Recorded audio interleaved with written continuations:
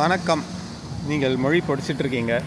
இது நீங்கள் ஜெர்மன் சேனலில் பார்க்கலாம், இல்லைனா ஜாப்பனீஸ் சேனலில் பார்க்கலாம். லிங்கோ லேர்னர் ரெண்டுத்துலேயுமே ஒரே வீடியோ தான்.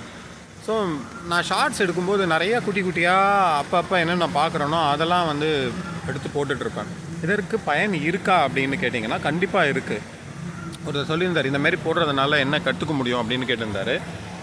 என்னுடைய ஸ்டைல் ஆஃப் லேர்னிங்கில் நீங்கள் 1 மணி நேரம் 2 மணி நேரம் படிக்க வேண்டாம் தான் திருப்பி சொல்லுவேன். குட்டி குட்டியாக நீங்கள் பார்க்குற இடத்துல என்ன இருக்கோ அதை எப்படி சொல்லுவாங்க அந்த மொழியில் அப்படின்னு ட்ரான்ஸ்லேட் பண்ணி நோட் பண்ணி வச்சுக்கோங்க. விட்டுடுங்க, அவ்வளோதான். ஸ்ட்ரெஸ் பண்ணக்கூடாது. திரும்பி கொஞ்சம் நேரம் கழித்து கொஞ்சம் நாள் கழித்து அதுக்கு ரீவைஸ் பண்ணுங்கள்.